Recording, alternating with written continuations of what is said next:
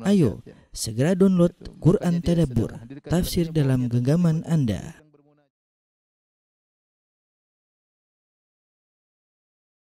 Bismillahirrahmanirrahim. Assalamualaikum warahmatullahi wabarakatuh. Alhamdulillahi ala ihsanih wa syukru lahu ala taufiqihi wa amtinanih wa asyhadu an la ilaha illallah wahdahu la syarika lahu ta'ziman li sya'ni wa asyhadu anna Muhammadan abduhu wa rasuluhu da'ila ridwani. Allahumma salli alaihi wa ala alihi wa ashabihi wa ikhwani. Para pemirsa, para ikhwan dan akhwat jamaah Masjid Tarbiyah yang dirahmati oleh Allah Subhanahu wa taala, kita melanjutkan bahasan makanan setiap pekan yaitu tentang sirah nabawiyah. Dan kita masih dalam perang Uhud, bagaimana hebatnya para sahabat dalam menjalani peperangan dengan semangat yang membara. Mereka pun berperang, berjihad dengan luar biasa. Di antara tokoh-tokoh yang hebat dalam perang Uhud adalah Rafi' bin Khadij, ya. Ya, kita sudah sampaikan bahwasanya Rafi' bin Khadij beliau sebenarnya tidak cukup umur, tapi beliau adalah orang hebat dalam peperangan, ya. Dan dalam peperangan ternyata beliau terkena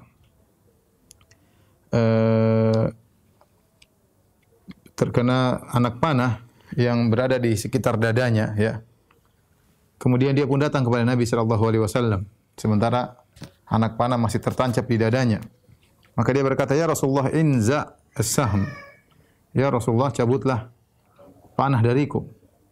Nabi berkata, "Ya Rafi', wahai Rafi', in syi'ta naza'tu as-sahma wal qutbata jami'an." Kalau kau mau, saya akan cabut panah sekaligus dengan mata panahnya dari tubuhmu sekaligus. Wa in syi'ta naza'tu sahm wa taraktul qutbah wa syahidtu laka yaumal qiyamati annaka syahid. Kalau kau mau, aku hanya cabut bagian belakangnya, yaitu bagian kayunya, sementara mata panahnya tetap ada dalam tubuhmu. Dan aku akan menjadi saksi bagi engkau pada hari kiamat bahwasanya engkau adalah seorang yang syahid. Ya, maka Rafi' berkata, "Ya Rasulullah, balin as-saham." Ya Rasulullah, cabut saja kayu panahnya. Wada'il qutbah, biarin mata panah dalam tubuhku. Washhad li yaumal qiyamati anni syahid, dan jadilah engkau saksi bagiku pada hari kiamat bahwasanya aku adalah mati syahid. Ya. Qala fa naza'a Rasulullah sallallahu alaihi wasallam sahma wa tarakal qutbah. Rasulullah SAW pun mencabut bagian kayunya, sementara mata panah tetap berada dalam tubuh Rafi' bin Khadij. Jadi Rafi' bin Khadij ini seorang yang tidak meninggal dalam perang Uhud, tetapi tetap diberi ganjaran sebagai orang yang mati syahid. Bahkan Nabi akan menjadi saksi bagi dia bahwasanya dia akan mati syahid. Dengan syarat, Rasulullah kasih syarat, biarkan mata panah dalam tubuhmu, ya. Dan subhanallah, setelah itu Rafi' bin Khadij hidup normal sebagaimana biasa. Dia tidak merasakan sakit atau tidak kemudian terkapar di rumahnya atau mengalami penyakit yang besar, sampai akhirnya lukanya pun kembali meradang dan akhirnya dia pun meninggal di zaman kekhilafahan Muawiyah bin Abi Sufyan. Ya, ini contoh seorang yang mati syahid tetapi tidak mati dalam medan pertempuran, ialah Rafi' bin Khadij, karena masih ada sisa anak panah atau mata panah yang terdapat dalam dadanya. Dan ini di antara mukjizat yang dari Rasulullah sallallahu alaihi wasallam, bagaimana mata panah dalam tubuh dan ternyata tidak mengapa sampai saatnya Allah mencabut nyawanya. Dan jauh setelah itu, ya, di zaman Muawiyah, ya, setelah Abu Bakar, setelah Umar, setelah Utsman, setelah Ali, setelah Hasan, baru kemudian Muawiyah radhiyallahu taala anhu. Kemudian di antara orang yang hebat dalam perang Uhud adalah Talha bin Ubaidillah. Talha bin Ubaidillah berperang dengan luar biasa, ya. Dan dia melindungi Rasulullah SAW dengan dirinya. Akan datang nanti insyaallah penjelasannya bagaimana dia menangkis anak panah yang datang menyerang Nabi dengan tangannya, ya, sampai tangannya pun tidak bisa digerakkan lagi, ya. Insyaallah akan datang pembahasannya. Al-Imam Tirmidzi meriwayatkan dalam Sunan Tirmidzi dari Musa dan Isa bin Talha, ya, yaitu anak Talha bin Ubaidillah. Kedua anaknya menceritakan bahwasanya para sahabat Rasulullah SAW pernah berkata kepada seorang Arab Badui yang jahil, "Salhu," tanya kepada Rasulullah SAW, "Amman qadha nahbahu?" Siapakah orang yang disebut oleh Allah Subhanahu wa taala dengan faminhum man qadha nahbahu, ya. Itu firman Allah dalam surat Al-Ahzab, kata Allah, "Minal mu'minina rijalun shadaqu ma ahadullah alaih." Faminhum man qada nahbahu wa minhum man yantazir wa ma badalu tabdila. Allah mengatakan di antara kaum mukminin ada lelaki-lelaki yang mereka telah jujur atau telah memenuhi janji mereka kepada Allah Subhanahu wa taala, itu mereka berjanji untuk berperang hingga wafat sehingga mati syahid. Faminhum man qada nahbahu, di antara mereka ada yang meninggal dunia. Wa minhum man yantazir, di antara mereka ada yang menunggu kapan dia mati syahid, tapi mereka semua sudah berjanji untuk berperang saya mati syahid. Kata Allah, "Wa badalu tabdila," dan mereka tidak merubah janji mereka. Ya. Maka ketika ada orang Arab Badui datang, sebagian sahabat suruh Arab Badui tanya kepada Nabi, karena para sahabat mereka malu untuk bertanya kepada Nabi. Nabi karismatik sehingga mereka kadang enggak enak tanya kepada Nabi SAW, ya. Sebenarnya dalam hadis Al-Bara' bin Azib dia berkata, terkadang saya punya pertanyaan 1 tahun saya tahan, ya, untuk karena segan bertanya kepada Nabi SAW. Wa kana yu'jibuna an ya'tiyana rajulun minal badiyah aqilun, dan kami senang para sahabat kalau ada datang seorang dari ahli badiyah, itu Arab Badui yang cerdas, ya. Maka kami pun suruh dia bertanya kepada Nabi SAW, kami mendengar jawabannya. Jadi kalau Arab Badui datang, para sahabat senang karena Arab Badui tukang tanya. Bahkan sebagian riwayat para sahabat mengatakan kami pun kasih dia uang, kasih dia baju. Nih baju hadiah, tanya sama Rasulullah SAW. Karena mungkin sahabat mau nanya enggak enak atau pertanyaan-pertanyaan yang tidak enak. Nah, datang Arab Badui ini, maka para sahabat mendatangi Arab Badui tadi dan mengatakan, "Sal, tanyalah kepada Nabi SAW. Aman qada nahbahu, siapakah orang yang telah menunaikan janjinya? Man huwa, siapakah orang tersebut?" Ya. Maka Arab Badui tersebut bertanya kepada Nabi SAW. Maka Nabi berpaling tidak menjawab. Tsumma sa'alahu, bertanya kedua kali. Arab Badui nanya cuek, tanya kepada Nabi, "Ya Rasulullah, apa maksud Allah? Faminhum man qada nahbahu, di antara mereka ada yang sudah memenuhi janjinya." Fa'arada anhu, Nabi berpaling tidak mau jawab. Ya. Talha berkata, "Tsumma inni ittala'tu min babil masjid." Kemudian aku keluar dari masjid, dari Masjid Nabawi. Wa alayya thiyabun khudr, dan aku pakai baju berwarna hijau. Falamma ra'ani Rasulullah SAW, maka tatkala Rasulullah SAW melihatku, Rasulullah SAW berkata, "Aina sa'ilu amman qada nahbahu?" Tadi mana orang yang bertanya tentang siapa yang telah menunaikan janjinya? Qala al-a'rabiyyu, kata Arab Badui, "Saya ya Rasulullah." Kata Rasulullah SAW, "Hadza mimman qada nahbahu." Ini Talha bin Ubaidillah termasuk orang yang telah menunaikan janjinya. Subhanallah, ya. Itu langsung direkomendasi oleh Nabi SAW bahwa dia termasuk orang yang telah menunaikan janjinya dalam peperangan. Kemudian demikian juga kisah seorang lelaki yang melemparkan korma-kormanya, dan ini datang dalam kisah perang Badar, dalam kisah perang Uhud. Maka ada khilaf di kalangan para ulama, apakah ini 2 orang berbeda atau ke kisah satu saja, apakah dalam perang Badar atau dalam perang Uhud, ya. Adapun kisahnya tatkala ada seorang datang kepada Nabi SAW kemudian berkata ketika perang Uhud, "Ara'aita in qutiltu fa aina ana?" Ya Rasulullah, bagaimana menurutmu kalau saya meninggal dunia dalam perang Uhud ini, aku di mana? Kata Nabi SAW, "Fil jannah," kau di surga. Maka dia pun melemparkan korma-korma yang ada di tangannya, kemudian dia maju dalam peperangan sampai akhirnya dia meninggal dunia, ya. Kemudian di antara sahabat yang hebat dalam berperang, seorang yang paling ahli dalam memanah yaitu Abu Talha Al-Ansari. Abu Talha Al-Ansari. Ya, beliau berperang dengan perang yang sangat hebat, ya.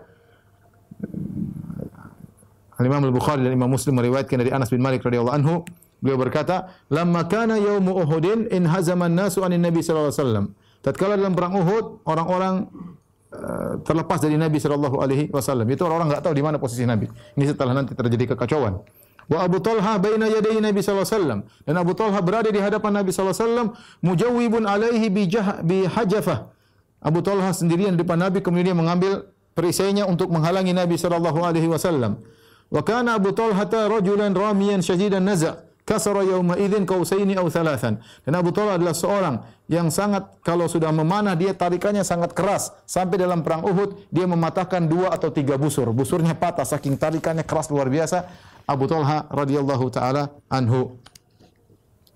Kemudian Abu Talha disenangi oleh Nabi sallallahu alaihi wasallam sampai Nabi berkata, "La sautu Abi Talhata asyaddu 'alal musyrikin min fi'ah." Sungguh suaranya Abu Talha lebih menakutkan kepada kaum musyrikin daripada sekelompok orang, ya, daripada sekelompok orang. Di antara kisah yang menakjubkan adalah kisah seorang bernama Mukhairiq, ya. Mukhairiq dialah Yahudi yang terbaik, ya. Dia termasuk salah seorang ulama Yahudi namanya Mukhairiq.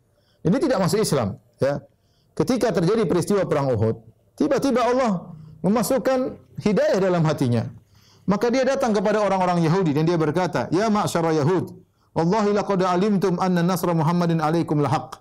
Mereka berkata, wahai orang Yahudi, dia berkata, wahai orang Yahudi, sungguh kalian tahu bahwasanya Muhammad akan menangkan atas kalian. Mereka berkata, "Innal yawma yawmus sabt." Wahai Mukhairik, sungguhnya ini hari Sabtu. Tidak boleh kita berperang. Kata Mukhairik, la sabta lakum, tidak ada Sabtu bagi kalian, tidak ada aturan hari Sabtu. Maka dia pun mengambil pedangnya, wa uddatahu dengan peralatan perangnya. Kemudian dia pun pergi dan dia berkata, "In usibtu famali li Muhammad." Kalau saya meninggal dalam perang Uhud, maka hartaku untuk Muhammad. Yasna'u fihi ma yasha. Silakan Muhammad melakukan terhadap hartaku apa yang dia kehendaki. Kemudian dia pun pergi menuju Rasulullah sallallahu alaihi wasallam. Kemudian dia berperang bersama Rasulullah sallallahu alaihi wasallam sampai dia meninggal. Maka Rasulullah sallallahu berkata, "Mukhairiqun khairu Yahud." Mukhairik adalah sebaik-baik Yahudi, ya. Sebaik-baik Yahudi. Di awal peperangan dalam perang Uhud, maka kaum muslimin yang menang, ya. Dan Allah sudah mengatakan dalam Al-Qur'an, "Wa laqad sadaqakumullahu wa'dahu id tahussunahum bi'idzni." Dalam awal peperangan kaum muslimin menang. Maka kaum musyrikin kocar-kacir. Sudah kita sebutkan, bendera mereka terjatuh, bendera mereka ada yang mengambil mati, ada yang mengambil mati. Terus pada kocar-kacir mereka seluruhnya. Ya, sampai begitu menangnya kaum muslimin, para wanita yang tukang provokator dari kaum musyrikin, mereka juga ikut kabur, ya, menunjukkan bahwasanya mereka sudah benar-benar kalah. Ya. Al-Bara bin Azib berkata, "Fa ana wallahi ra'aitu an-nisa yasjudna qad badat khalakhiluhunna wa aswaquhunna rafi'atin thiyabahunna."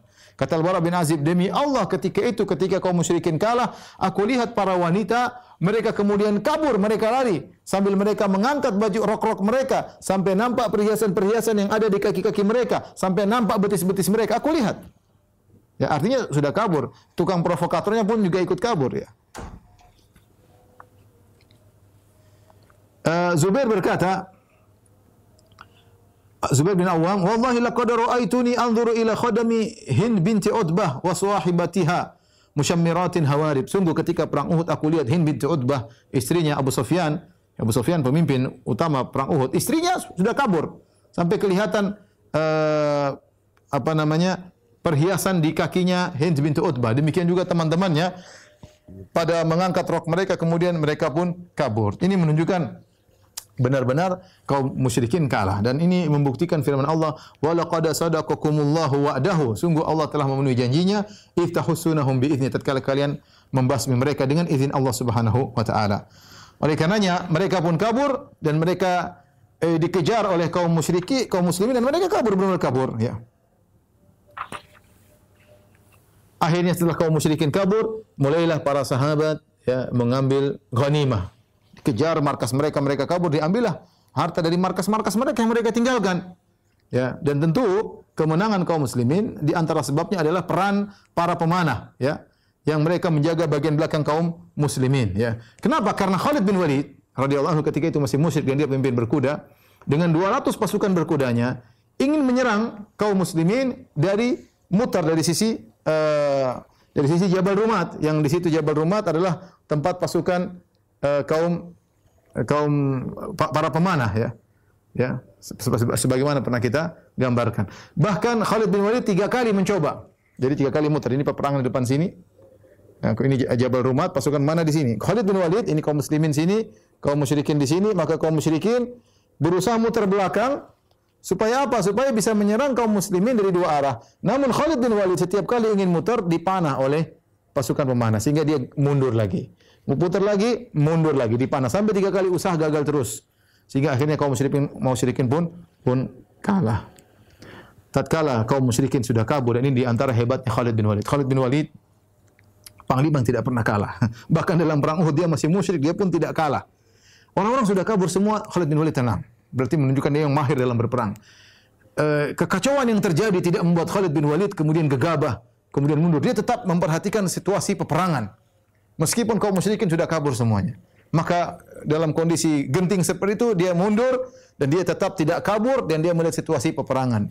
Ketika itu dia melihat para pasukan pemanah turun ikut serta mengambil ghanimah, ya.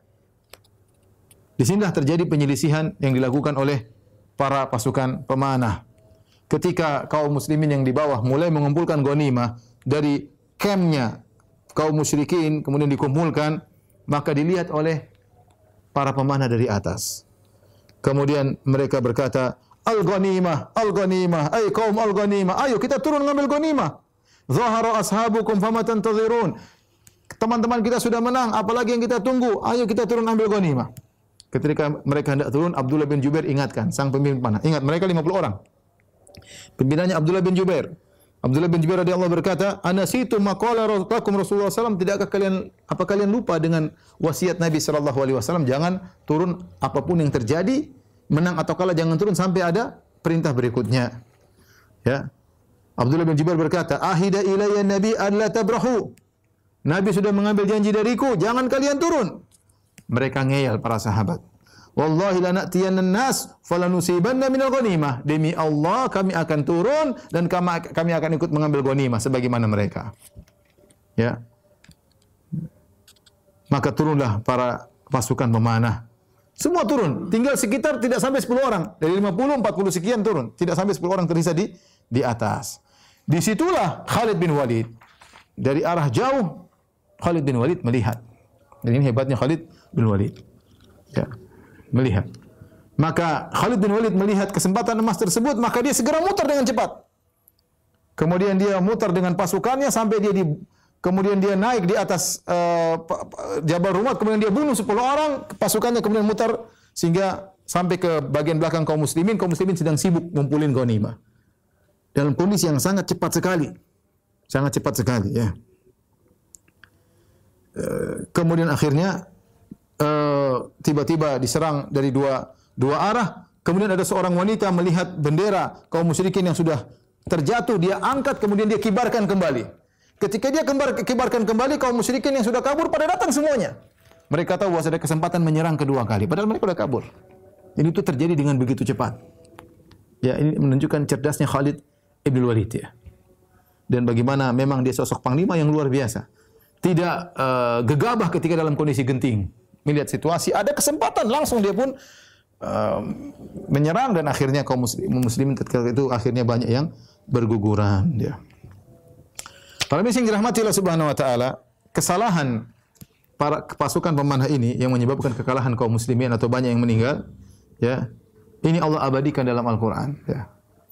Dalam surat Al-Imran ayat 152. Tadi Allah mengatakan di awal, "Wa laqad sadaqakumullahu wa'dahu idh tahussunahum bi'idnih." Sungguh Allah telah memenuhi janji Allah kepada kalian tatkala kalian menghabisi mereka dengan izin Allah. Hatta idza fashiltum wa tanaza'tum fil amr. Namun ketika kalian dalam kondisi lemah dan kalian dalam kondisi berselisih, ya. Ribut di antara kalian, satu mau turun, satu bilang jangan, berselisih. Fil amr wa asaitum, kata Allah, wa asaitum min ba'di ma arakum ma tuhibbun, dan kalian bermaksiat kepada Allah setelah Allah menampakkan apa yang kalian sukai. Itu kemenangan. Ghanimah. Tapi kalian bermaksiat. Kata Allah, minkum may yuridud dunya. Di antara kalian ada yang menghendaki dunia. Wa minkum may yuridul akhirah. Dan di antara kalian ada yang menghendaki akhirat. Ya. Wa laqad afa ankum. Dan Allah telah memaafkan kalian. Subhanallah, ini pelajaran besar bagi kita para ikhwan dan para akhwat. Kita cerita tentang para sahabat. Para sahabat mereka murid-murid Nabi SAW. Tidak ada yang ragu tentang keikhlasan mereka. Tidak ada yang ragu tentang keikhlasan mereka. Dan mereka berperang ingin meninggal dunia. Tulus, ingin mati syahid. Ya. Oleh karenanya Ibnu Mas'ud berkata, Ibnu Mas'ud sahabat senior dari kalangan muhajirin, "Falau halaftu yawma idzin rajautu an abarra innahu laysa ahlun minna yuridu dunya." Kalau saya mau bersumpah ketika itu dan saya yakin sumpah saya benar, saya tidak akan melanggar sumpahku, saya berani berkata tidak seorang pun dari kami inginkan dunia. Benar-benar mereka tulus. Hatta anzalallahu azza wa jalla fina, sampai Allah turunkan ayatnya menegur kami, minkum may yuridud dunya wa minkum may yuridul akhirah. Di antara kalian ada yang menghendaki dunia, di antara para sahabat. Di antara kalian ada yang menghendaki akhirat. Allah bagi sahabat ternyata segelintir dari mereka menghendaki dunia. Ini perhatian bagi kita, lihatlah para sahabat ikhlas berjalan menuju peperangan, rela mengorbankan jiwa dan raga. Namun niat bisa saja berubah di tengah jalan ketika melihat ghanimah. Ternyata mereka tertarik dengan ghanimah, titik lemah tersebut akhirnya mereka pun turun dari gunung dan akhirnya menyebabkan kekalahan. Oleh karenanya namanya kita dalam perjalanan kehidupan kita, mungkin perjalanan dakwah, terkadang kita di awal ikhlas. Tetapi bisa jadi di tengah jalan kita digoda dengan berbagai macam godaan dunia. bisa karena harta, bisa karena jabatan, bisa karena kedudukan, bisa karena popularitas, ya, bisa karena pujian-pujian orang. Tidak ada yang merasa nyaman, merasa aman bahwasanya saya pasti ikhlas terus, enggak ada. Kalau sahabat saja bisa berubah niatnya di tengah peperangan, bagaimana lagi dengan kita? Oleh karena saya ingatkan kepada orang-orang yang terjun dalam medan dakwah, mungkin di awalnya ikhlas ketika masih sulit, ketika mulai banyak orang percaya, ketika banyak orang mulai menitipkan uang, menitipkan harta mereka kepada dia, hati-hati, niatnya harus tulus, benar. Jangan tergoda. Kalau dia terjebak, segera istighfar kepada Allah Subhanahu wa taala. Kita sudah punya contoh di depan mata bagaimana para sahabat yang tadinya ikhlas, ternyata Allah mengatakan minkum mayyuridud dunya. Di antara kalian ada yang menghendaki dunia. Bahkan Allah mengatakan wa asaitum, kalian bermaksiat. Ini sahabat, cerita yang terjadi sebagai pelajaran bagi kita. Tetapi kalau sahabat Allah sudah maafkan. Kata Allah, wa laqad afallahu ankum. Wa laqad afa ankum. Sungguh Allah telah mengampuni kalian. Ya, tetapi meskipun sudah diampuni, ini pelajaran bagi kita orang-orang datang setelah zaman para sahabat. Akhirnya setelah Khalid bin Walid datang, kemudian bendera peperangan kaum musyrikin berkibar kembali. Kaum musyrikin mulai datang berkumpul memerangi kaum muslimin dari dua arah, depan dan dari belakang. Kaum muslimin kocar-kacir. Tadinya strategi yang dipasang oleh Nabi sallallahu alaihi wasallam buyar seluruhnya. Buyar seluruhnya, ya. Enggak tahu mereka mana pasukan depan, mana pasukan belakang, mana pasukan kanan, mana pasukan kiri. Buyar, enggak karu-karuan. Tiba-tiba pasukan berkuda kaum musyrikin masuk di tengah-tengah mereka, ya. Saking bingungnya sampai di antara mereka ada yang bunuh sahabat sendiri. Siapa sahabat yang dibunuh oleh kaum muslimin dalam perang Uhud? Adalah Al-Yaman. Al-Yaman, bapaknya Hudzaifah bin Yaman. Ya, karena sudah kacau balau ketika itu. Jadi Al-Yaman ini kenapa dia dibunuh oleh kaum muslimin? Karena dia masuk perang belakangan. Ya. Ketika itu Nabi SAW mengizinkan Al-Yaman, bapaknya Hudzaifah, dan juga seorang satunya namanya Thabit bin Waqsh. Ini dua orang sudah tua. Nabi mengatakan kepada mereka berdua, tidak usah ikut perang. Kalian di kota Madinah saja, ya, jaga anak-anak, jaga wanita-wanita. Sudah enggak ikut perang, enggak usah ikut perang. Akhirnya ketika Nabi sudah masuk dalam medan pertempuran, terjadi peperangan, tiba di antara mereka saling ngobrol, mereka ingin mati syahid. Mereka berkata, "Afala na'khudhu asyafana?" Kenapa tidak ambil pedang kita? "Tsumma nalhaqu bi Rasulillah sallallahu alaihi wasallam."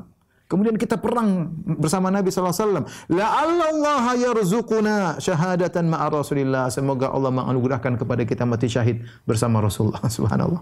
Dia ingin mati syahid. Akhirnya dua orang ini pun ikut perang terlambat, bawa pedang. Ketika mereka datang sudah dalam kondisi kacau. Para sahabat tidak kenal Al-Yaman karena tidak dari awal ikut perang. Ya. Sehingga mereka pun mengangkat pedang mereka dan mereka menyangka Al-Yaman ini dari musuh, maka mereka pun menikam.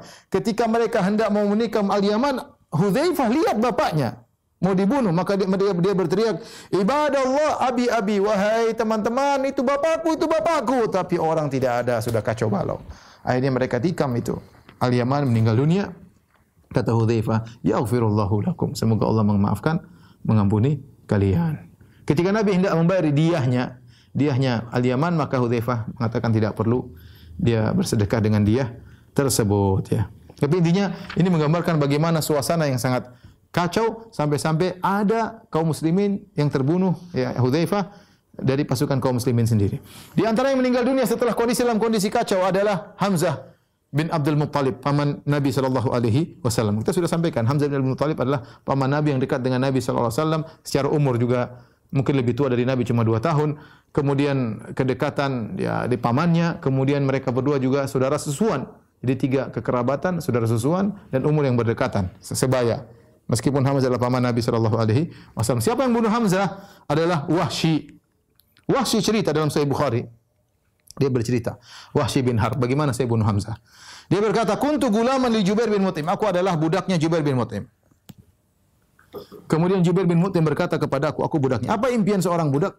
Merdeka, terlepas dari perbudakan. Maka Jubair bin Mut'im sahabat, ya, nanti dia masuk Islam. Tapi ketika itu dia masih musyrik. Dia berkata, "Wahai Wahsy, sungguhnya Hamzah itu pamannya Nabi, dia telah membunuh pamanku Tu'aimah bin Adi. Aku punya paman Tu'aimah bin Adi terbunuh dalam perang Badar yang bunuh si Hamzah. Fa in qatalta Hamzah bi ammi fa antahur." Kalau kau bunuh si Hamzah, pamannya Rasul, ya, sebagai balas dendamku atas kematian pamanku Tu'aimah bin Adi, maka engkau merdeka. Dan ini cita-cita seorang budak, bagaimana bisa merdeka. Maka kata Wahsy, aku pun keluar bersama pasukan. dan aku adalah seorang dari Habasyi dan aku pandai untuk menombak, ya. Ya. Faqallama ukhti'u biha syai'an. Jarang aku meleset kalau sudah nombak, jarang aku meleset. Maka aku bawa tombakku untuk membunuh Hamzah, tidak ada tujuan lain. Fa kharajtu yaumidzin ma uridu an aqtula ahadan. Aku keluar dalam perang Uhud, aku tidak ingin bunuh seorang pun. Dan aku tidak ingin memerangi kecuali Hamzah. Tatkala terjadi peperangan, aku nonton aja. Ya. Aku lihat Hamzah. Maka apa kata Wahsy? Hatta ra'aitu fi ardhin nasi mithla jamal al-awraq. Aku lihat Hamzah ketika bertempur seperti onta yang berkulit hitam yang ngamuk, onta yang sedang ngamuk. Yahudun nas bi sayfi haddan. Dia potong manusia dengan kekuatannya. Ya, tidak ada yang bisa melawan Hamzah ketika itu. Fahibtuhu, kata Wahsy, aku pun takut melihat Hamzah. Karena Hamzah hebat, ya. Wa ja'altu aludhu minhu, aku mulai bersembunyi darinya, bersembunyi karena ternyata Hamzah ini hebat dalam peperangan. Faludhu bi sakhra, akhirnya aku berlindung di balik sebuah batu dan aku membawa tombakku. Hatta idza istamkantu minhu hazaztu harbati. Ketika aku melihat ada kesempatan untuk menombaknya, maka aku pun goyang-goyang tombakku, menyiapkan kekuatan. Kemudian fa arsaltuha, aku pun lempar Hamzah dan jarang meleset. Ya, fa waqa'at fi sunnatihi, ya, hatta kharajat min baini wirkaihi, ya. Maka masuklah tombakku tersebut, ya, di bawah pusar, kemudian sampai tembus di belakang, di apa namanya, bagian belakang Hamzah. Jadi tombaknya masuk tembus. Subhanallah. Sampai keluar di antara kedua kaki Hamzah. Ya. Maka Hamzah pun bangun. Dia melihat Wahsy. Dan dia bangun ingin mendekati kepadaku, namun dia tidak mampu. Udah, dia pun terjatuh. Akhirnya dia pun meninggal dunia, terjatuh sampai akhirnya meninggal dunia. Kemudian aku datang kepada Hamzah, aku cabut tombakku. Kemudian aku kembali ke camp. Ya. Dan aku tidak punya keperluan dalam perang Uhud kecuali membunuh Hamzah. Subhanallah, Wahsy ini akhirnya masuk Islam. Dan dialah yang nanti akhirnya membunuh Musailimah Al-Kadzdzab. Dia nanti membunuh Musailimah Al-Kadzdzab dengan tombak yang sama. Ketika dia bunuh Musailimah, kemudian ada seorang Ansar yang menyembelih kepala Musailimah, maka Wahsy berkata, wa in qataltuhu faqad qataltu khairan nas wa syarran nas. Kalau saya yang bunuh Musailimah Al-Kadzdzab dalam Ma'rakatil Yamamah, dalam perang Yamamah, sungguh aku telah membunuh, dengan tombakku ini aku telah membunuh orang terbaik Hamzah dan orang terburuk Musailimah. Jadi dia ingin membalas kesalahannya karena membunuh Hamzah dengan tombak tersebut. Tapi dia masuk Islam, dan para sahabat juga pada Abu Sufyan masuk Islam, kemudian Khalid bin Walid masuk Islam, Ikrimah bin Abi Jahal masuk Islam, Safwan bin Umayyah masuk Islam. Banyak pasukan kaum musyrikin yang ikut dalam perang Uhud masuk Islam. Oleh karenanya, terkadang kita dapati orang-orang Syiah ketika di Madinah, mereka datang di depan kuburan Uhud, mereka berkata, Allahumma la'an man qatala Hamzah. Ya Allah, laknatlah orang yang membunuh Hamzah. Ya Allah, laknatlah orang-orang yang membunuh para syuhada Uhud. Ya akhi, yang membunuh mereka sebagian kaum muslimin. Khalid bin Walid sudah masuk Islam. Abu Sufyan sudah masuk Islam. Wahsy sudah masuk Islam. Maka tidak benar doa seperti ini. Doanya orang Syiah, ya. Tidak benar, ya. Taib.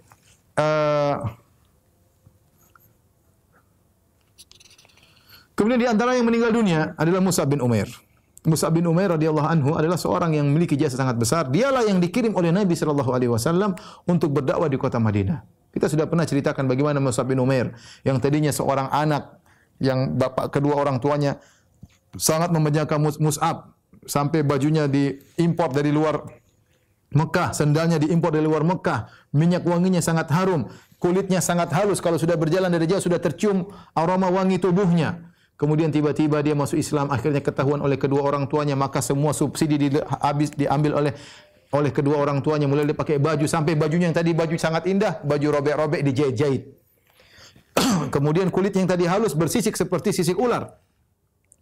Tapi Mus'ab sabar. Dan Nabi tidak memilih sembarang orang untuk berdakwah di kota Madinah. Nabi pilih Mus'ab. Dia dulu orang kaya. Dia tahu bagaimana berhadapan dengan orang kaya. Dia tahu bagaimana berbicara yang baik. Dan benar, ketika Mus'ab dikirim ke kota Madinah, banyak yang masuk Islam dengan dakwah Mus'ab. Makanya ketika perang Uhud, yang jadi membawa bendera kaum muhajirin, Mus'ab bin Umair. Nabi muliakan. Dia yang memegang bendera kaum muhajirin. Tapi Mus'ab bin Umair ini, kalau dia sudah pakai baju perang, sangat mirip perawakannya seperti Nabi. Sangat mirip penampilannya seperti Nabi sallallahu alaihi wasallam. Dan ada seorang musyrik namanya Ibnu Qami'ah. dan dia adalah seorang pasukan berkuda. Dia sudah cita-cita ingin bunuh Muhammad, ingin bunuh Nabi sallallahu alaihi wasallam. Akhirnya ketika dia pergi, dia melihat Mus'ab yang bawa bendera, dia pikir itu Rasulullah sallallahu alaihi wasallam. Maka dia pun datang kepada Mus'ab, kemudian dia potong tangannya, tangan kanannya, maka tangan kanan Mus'ab terputus. Dan Mus'ab membaca firman Allah, "Wa ma Muhammadun illa rasulun qad khalat min qablihi rusul." Tidaklah Muhammad kecuali seorang rasul yang telah datang sebelumnya para rasul. Kemudian dia memegang bendera dengan tangan kirinya, maka Ibnu Qamiyah memotong lagi tangan kirinya. Kemudian dia memegang bendera dengan kedua lengan atasnya. Dengan dadanya dia dekap. Dan dia baca firman Allah, "Wa ma Muhammadun illa rasulun qad khalat min qablihi rusul."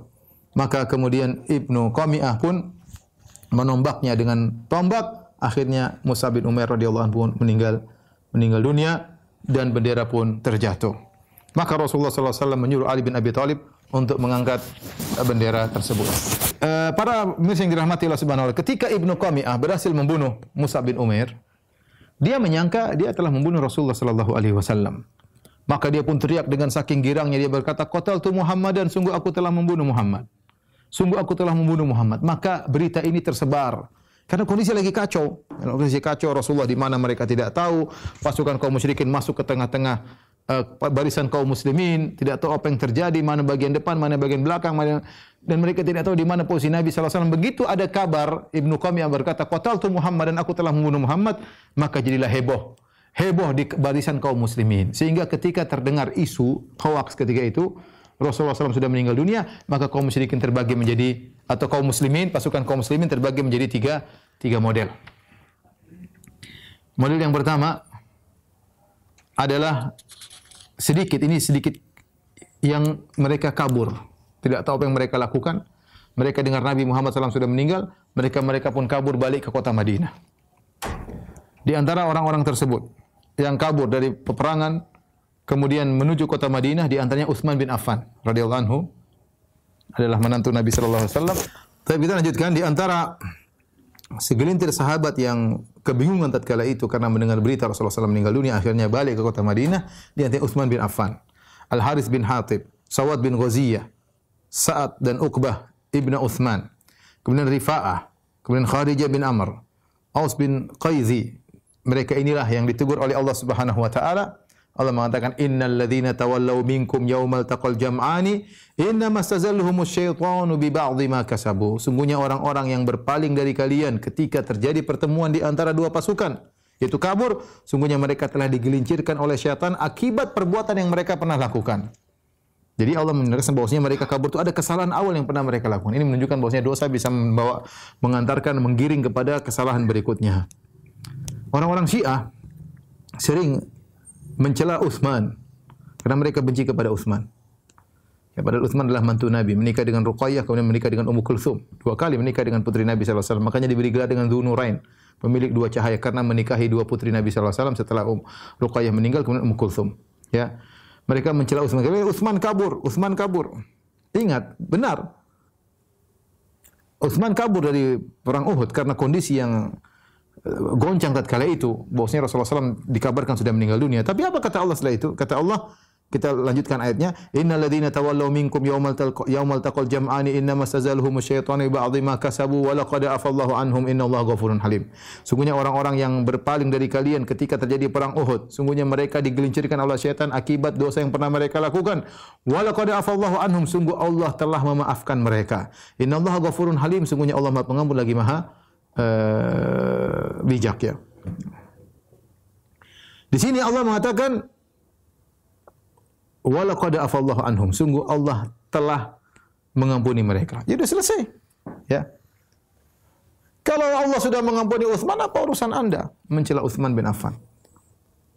Oleh karena Imam Al-Bukhari meriwayatkan dalam sahihnya dari Utsman bin Mauhib, dia berkata, datang seorang laki berhaji. Maka dia melihat sekelompok orang sedang duduk, maka dia berkata, siapa orang sedang duduk tersebut? Maka dikatakan mereka adalah orang Quraisy. Qalu mani syekh, siapa orang tua yang sedang duduk di antara orang Quraisy tersebut? Ibnu Umar. Itu Ibnu Umar. Maka orang ini pun datang kepada Ibnu Umar. Kemudian dia berkata, "Inni sa'iluka an syai'in, atuhaddithuni?" Saya ingin tanya kepada engkau tentang sesuatu. Apa kau beri jawabannya? Ya. Qala, kemudian dia bertanya, anshuduka bi hurmati hadzal bait. Ata'lamu anna Utsman bin Affan farra yauma Uhud? Dia yang cari gara-gara. Dia bilang, aku bersumpah dengan kehormatan Ka'bah. Ya. Atau aku meminta engkau dengan kehormatan Ka'bah. Bukankah kau tahu bahwasanya Utsman bin Affan kabur ketika perang Uhud? Maka kata Ibnu Umar? Amma firaruhu yauma Uhudin fa asyhadu anna Allah afa anhu. Benar, adapun Utsman ketika kabur dalam perang Uhud, aku bersaksi bahwasanya Allah telah memaafkan. Sudah selesai. Allah telah memaafkan. Ini jadi saya katakan tadi kaum muslimin terpecah menjadi 3 kelompok. Kelompok pertama tadi yang kabur, di antaranya Utsman, tapi Allah sudah maafkan. Kelompok yang kedua yang bingung apa yang harus mereka lakukan. Akhirnya mereka berperang, yang penting mereka melanjutkan peperangan dan mereka membela diri mereka, ya. Sampai meninggal dunia. Ini kebanyakan para sahabat. Mereka tidak gentar, mereka terus berperang. Sudah tinggal lawan, apa di depan musuh lawan, enggak tahu apa yang terjadi selanjutnya. Rasulullah sudah meninggal. Kita bisa lihat bagaimana perasaan para sahabat. Pimpinan perangnya sudah meninggal. Mungkin kata orang, kenapa Utsman kabur? Ya subhanallah, coba Anda dalam kondisi seperti itu tidak mudah. Ya, Utsman ini bukan orang sembarang. Tapi kondisi Rasulullah sudah meninggal. Nabi yang diharapkan, kemudian pimpinan perang, kemudian meninggal dunia. Ya sudah, mereka bingung mau apa. Penting kabur, entah apa yang mereka lakukan. Ada yang lari ke gunung, ada yang lari ke kota Madinah. Tapi Allah sudah maafkan mereka karena kondisi memang sangat berat sehingga Allah maafkan mereka. Yang kedua berperang, terus tidak kabur, bertempur sampai meninggal. Ini kebanyakan para sahabat, ya.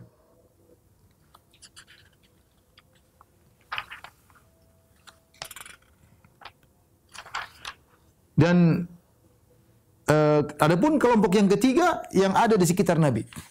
Mereka tahu Nabi masih hidup dan mereka membela Nabi sallallahu alaihi wasallam, ya. Baik, di antara kelompok yang berperang sampai meninggal dunia adalah Anas ibn Nadhr. Anas bin Nadhr pamannya Anas bin Malik. Anas bin Malik. Ya, karena Anas bin Malik ibn Nadhr, pamannya Anas bin Nadhr, ya. Ketika itu, ya, dia termasuk para sahabat yang termakan dengan hoax tadi. Isu bahwasanya Nabi sallallahu alaihi wasallam sudah meninggal dunia. Kemudian banyak sahabat yang akhirnya melepaskan pedang mereka, mereka duduk, mereka bingung apa yang mereka lakukan. Dan dia menyangka Nabi sudah meninggal juga. Mereka semua sudah menyangka Nabi sudah meninggal, sebagian sahabat bingung, melemparkan pedang mereka, duduk, enggak tahu apa yang harus mereka lakukan. Maka Anas bin Nadhr pun datang kepada mereka. Anas berkata, "Ma yujlisukum? Apa yang buat kalian duduk di sini? Kenapa tidak berperang?" Kata mereka, "Qutila Rasulullah." Bagaimana mau perang? Rasulullah sudah meninggal dunia. Apa kata Anas bin Nadhr? "Famadza tasna'un bil hayati ba'dahu?" Kalau Nabi sudah meninggal, ngapain kita hidup? Perang. Kumu famutu ala ma mata alaihi Rasulullah. Iman dia tetap kuat. Berdirilah dan matilah sebagaimana apa yang dibawa oleh Nabi sallallahu alaihi wasallam. Mati di atas kematian Rasulullah sallallahu alaihi wasallam. Maka dia pun tegak. Kemudian dia pun berkata kepada Allah. Dia berkata, "Allahumma inni a'tadziru ilaika bima sana'a haula." Ya Allah, aku minta maaf kepada Engkau dengan yang dilakukan oleh teman-temanku yang mereka melemparkan pedang, mereka tidak ikut berperang. Wa abra'u ilaika bima sana'a haula. Dan aku berlepas diri kepada Engkau ya Allah dari apa yang dilakukan orang musyrikin yang mereka memerangi kami. Kemudian dia pun berperang maju. Kemudian dia bertemu dengan Sa'ad bin Mu'adz. Siapa Sa'ad bin Mu'adz? Pimpinan suku Aus. Sahabat jagoan. Kita bilang dua sahabat Sa'ad jagoan, Sa'ad bin Mu'adz, Sa'ad bin Ubadah. Dua-duanya jagoan. Satunya pimpinan suku Aus, satunya pimpinan suku Khazraj. Ketika Sa'ad bin Mu'adz yang orang jagoan ini, sahabat ini, dia lihat Anas bin Nadhr dan Sa'ad bin Mu'adz dalam kondisi sangat sedih. Maka dia bertanya, "Aina ya Aba Amr? Kau hendak ke mana wahai Anas bin Nadhr?" Maka Anas bin Nadhr berkata, "Ya Sa'ad bin Mu'adz, al-jannah wa rabbi an-nasr." Aku ingin surga. Aku hendak pergi ke surga. Ini ajidu rihaha duna Uhud. Aku mencium bau surga dari arah gunung Uhud. Maka dia pun maju. Kemudian dia berperang bersama melawan kaum musyrikin sampai dia meninggal dunia. Sa'ad bin Mu'adz yang jagoan saja tidak maju seperti Anas bin Nadhr. Kemudian setelah perang selesai, Sa'ad bin Mu'adz datang kepada Nabi. Dia berkata, "Ya Rasulullah, famastata'tu ya Rasulullah an asna'a ma sana'a Anas bin Nadhr." Ya Rasulullah, aku tidak mampu melakukan seperti yang dilakukan oleh Anas bin Nadhr. Ya. Ketika ditemukan di jasadnya ditemukan 80 sekian bekas luka dari tombak, pedang, kemudian tusukan tombak, ya, bekas anak panah, bekas pedang 80 lebih. Sampai saking rusak tubuhnya, Anas bin Nadar dicincang oleh orang-orang 80, sudah mukanya enggak tahu, robek sana, robek sini badannya. Ini mayat siapa? Enggak ada yang kenal. Yang kenal ternyata ukhtuhu, yaitu saudari perempuannya. Kenal dari mana? Dari jari-jarinya. Dia tahu ini jari kakakku ini. Anas bin Nadar punya ciri-ciri jarinya bagus. Ketika dilihat jarinya masih bagus, dilihat ini jari, tubuhnya sudah enggak dikenal. Ini jari kakaknya Anas ibn Nadar radhiyallahu taala anhu, ya. Ini dalil tentang keutamaan Anas bin Nadar. Kemudian kelompok yang ketiga siapa? Yaitu sekelompok kecil yang kokoh bersama Nabi. Mereka tahu berita tentang wafatnya Nabi hanyalah isu, dan mereka sedang berada di sekeliling Rasulullah sallallahu alaihi wasallam, dan mereka berperang bersama Nabi sallallahu alaihi wasallam. Dan di antara yang kokoh, tidak gentar sama sekali, tidak mundur sama sekali, Nabi sallallahu alaihi wasallam. Al-Miqdad bin Amr berkata, "Fa waladhi ba'athahu bil haqq, ma zalat qadamuhu shibran wahidan an mawqifihi wa innahu la fi wajhil adu." Kata Al-Miqdad bin Amr, demi Allah saya melihat Nabi tidak sejengkal pun mundur, dan dia tetap tegar menghadap musuh meskipun tidak ada orang banyak di sekitar Nabi sallallahu alaihi wasallam. Oleh karenanya Ali bin Abi Thalib yang seorang jagoan yang sangat hebat, nanti kita akan tahu bagaimana hebatnya Ali bin Abi Thalib terutama dalam perang Khandaq. Apa kata Ali bin dalam perang Khandaq, dalam perang dalam perang-perang yang lain, ya? Apa kata dalam perang Khaybar? Kata Ali bin Abi Thalib, "Kunna idza marra al-ba'su wa laqiyal qaumul qauma ittaqaina bi Rasulillah sallallahu alaihi wasallam, fama yakunu minna ahadun adna ila al-qaum minhu." Kami kalau sudah perang sudah membara, ya, dan musuh sudah bercampur baur, musuh dengan kaum muslimin sudah bercampur baur, kami berlindung di belakang Rasulullah sallallahu alaihi wasallam. Tidak ada seorang pun yang paling dekat dengan musuh daripada Nabi sallallahu alaihi wasallam. Ketika kaum muslimin pasukan sudah kebuka, ya, kemudian Rasulullah berteriak, "Ilayya ibadallah." Kemarilah wahai hamba-hamba Allah, "Ilayya ibadallah, ana Rasulullah." Kemarilah wahai hamba-hamba Allah, aku Rasulullah. Orang-orang musyrikin juga menyangka Nabi sudah mati. Mereka tahu suara Rasulullah SAW. Fakarru alaihi, maka mereka pun fokus menyerang Nabi SAW. Mereka pun merubah arah peperangan mereka menuju Rasulullah SAW. Ketika itu yang bersama Nabi cuma 12 orang dari kaum Ansar. 12 orang dari kaum Ansar. Di antaranya adalah Talha bin Ubaidillah. Ada yang mengatakan cuma 7 berserta 2 orang dari Quraisy. Ya. Ada yang mengatakan 14 orang, 7 dari kaum Muhajirin. 7 dari kaum Ansar, 7 dari kaum Muhajirin. Di antara kaum Muhajirin adalah Abu Bakar. Dan 7 orang dari Ansar. Imam Muslim meriwayatkan ketika dalam perang Uhud, ya, kemudian Nabi sudah cuma di sekitar dia cuma sekitar 14 orang, ada yang mengatakan cuma 9 orang. Intinya masih sedikit.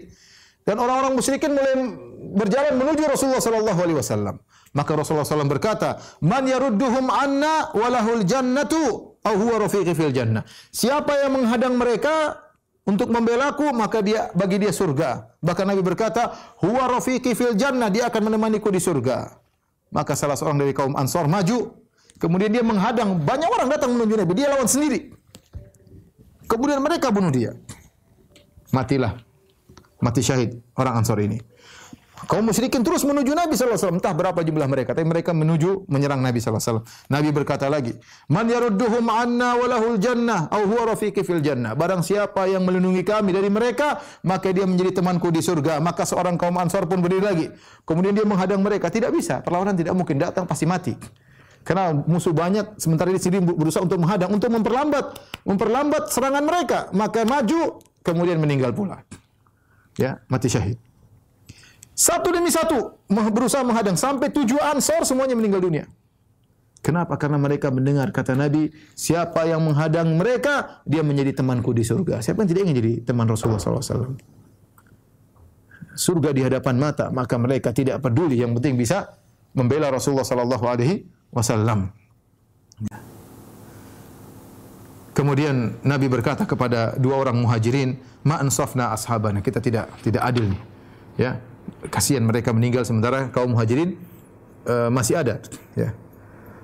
Dalam riwayat yang lain, kaum musyrikin kemudian menuju kepada Nabi sallallahu alaihi wasallam. Nabi berkata, "Manil qaum?" Siapa yang menghadang mereka? Talha bin Ubaidillah berkata, "Ana ya Rasulullah, saya akan menghadang mereka." Kata Rasulullah, "Kama anta." Kau diam di situ. Seorang Ansar berkata, "Ana ya Rasulullah, saya akan menghadang mereka."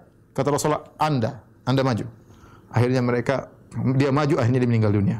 Rasulullah berkata lagi, "Manil qaum?" Siapa yang menghadang mereka? Talha bin Ubaidillah, Muhajirin berkata, "Ana ya Rasulullah." Kata Rasulullah, "Kama anta, kau tidak usah."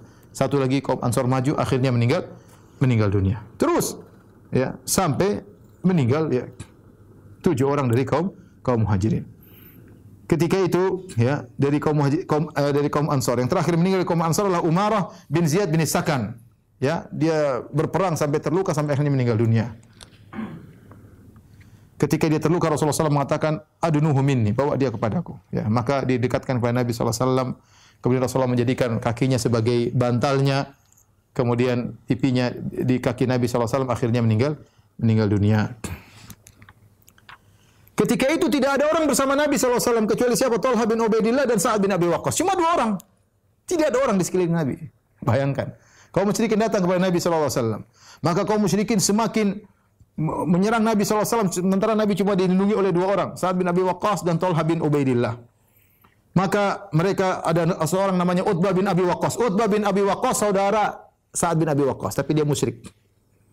Maka dia pun mengambil batu, kemudian dia melempar Nabi SAW. Maka batu tersebut mengenai bibir Nabi SAW. Maka terkenalah bibir Nabi bagian bawah, maka terluka dengan lemparan batu dari Utbah bin Abi Waqqas, dan Sa'ad bin Abi Waqqas melihat perbuatan saudara tersebut di hadapan matanya. Wa kasara rubaiyatahu al-yumna, kemudian batu tersebut menjadikan giginya patah di bagian kanan. Kemudian baju helm perang Nabi sallallahu alaihi wasallam pun pecah ya di atas di kepalanya ya.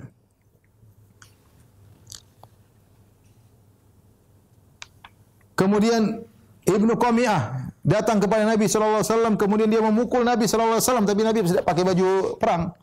Kemudian mengenai pundak Nabi sallallahu alaihi wasallam ya.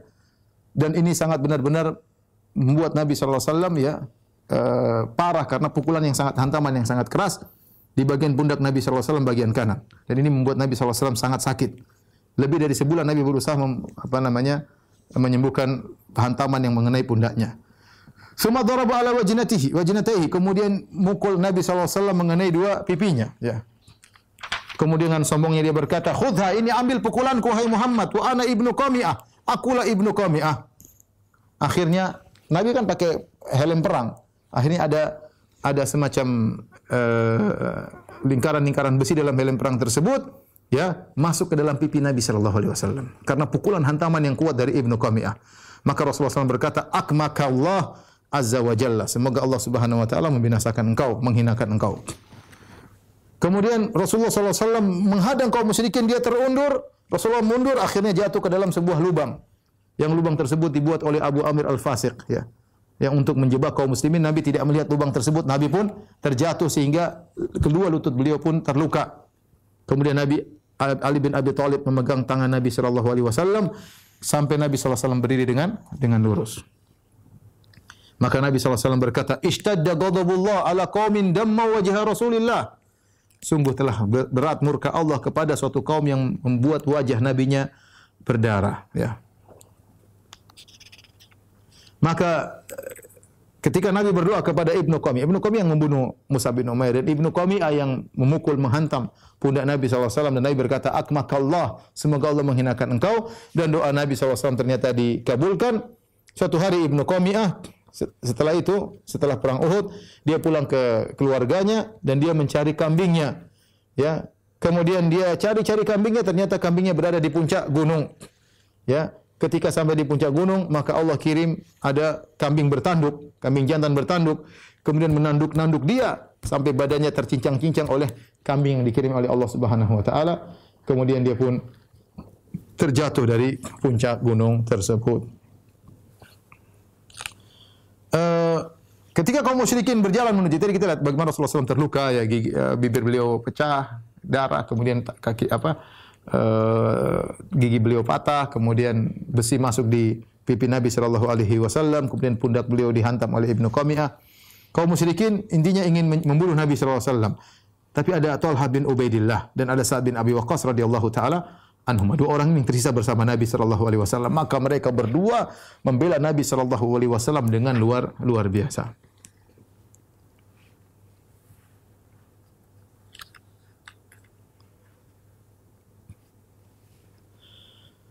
Ketika Nabi SAW berkata, ketika 7 orang kaum Ansar sudah meninggal dunia membela Nabi, Nabi berkata, "Manil kaum, siapa yang ingin lawan mereka?" Kata Talha, "Saya Rasulullah." Maka Talha pun melawan mereka ya seperti mewakili 11 orang ya. Kemudian dia pun berperang sampai akhirnya tangannya dihantam oleh kaum musyrikin sampai jari-jarinya ya terputus ketika dihantam oleh kaum musyrikin. Talha berkata his ya, menunjukkan rasa kalimat atau kata yang digunakan karena kaget tangan jari-jarinya terpotong. Maka Rasulullah berkata, "Lau qulta bismillah rafa'at kal malaikatu wan nasu yanzurun." Kalau kau bilang bismillah tadi kau akan diangkat oleh malaikat dan orang akan melihat ya. Kemudian sampai Talha bin Ubaidillah sampai tangan beliau sudah enggak bisa digerakkan ketika itu gara-gara membela Nabi sallallahu alaihi wasallam. Dan beliau terluka tatkala itu ditemukan luka dalam tubuh beliau 20 lebih bekas luka yang ada dalam tubuhnya karena membela Rasulullah sallallahu alaihi wasallam. Demikian juga ada Sa'ad bin Abi Waqqas radhiyallahu taala anhu. Maka dia pembela Nabi sallallahu alaihi wasallam. Maka Rasulullah sallam pun menyuruh ya Sa'ad bin Abi Waqqas untuk memanah mereka dan Rasulullah sallam menyediakan ya anak-anak panah kemudian diberikan kepada Sa'ad. Kata Nabi, "Irmi fidaka abi wa ummi." Ya, ayo Sa'ad panah mereka, panah mereka. Dalam kondisi demikian, ya, tidak mungkin 2 orang ini berhadapan dengan musuh yang begitu banyak. Maka disebutkan Allah Subhanahu wa taala mengirim malaikat untuk menjaga Nabi sallallahu alaihi wasallam ya. Tidak melawan mereka tapi menjaga, tidak ada senjata yang sampai kepada Nabi sallallahu alaihi wasallam. Dan Nabi terus berteriak, "Ilayya ibadallah, ilayya ibadallah." Kemarilah wahai hamba-hamba Allah.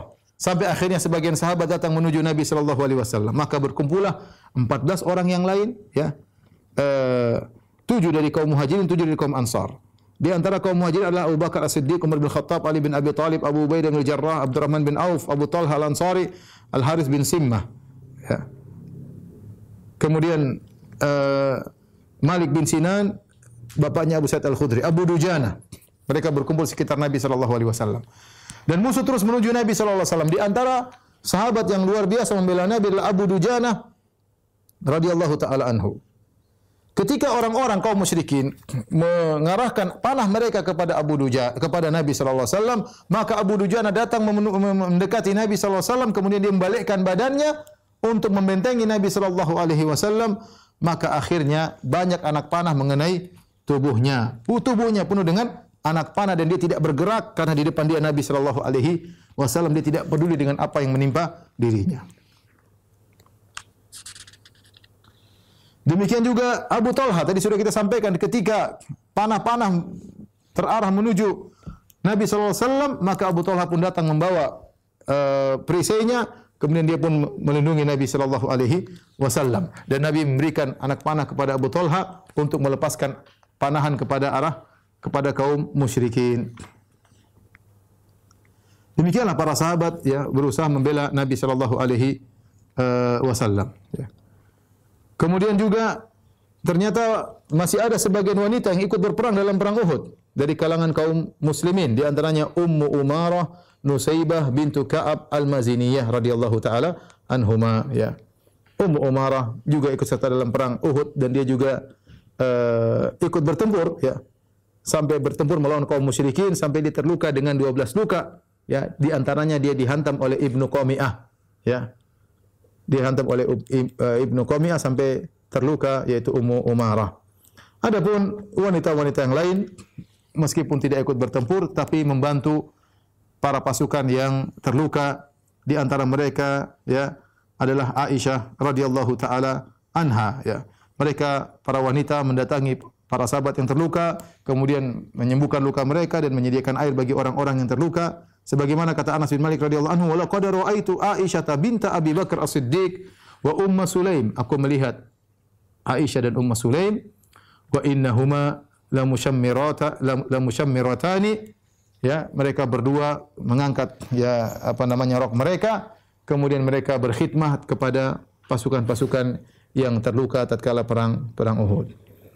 Baik para pemirsa yang dirahmati Allah Subhanahu wa taala, mungkin sampai di sini dulu kajian kita. Insyaallah kita lanjutkan pekan depan masih dalam perang Uhud ya, belum selesai ya.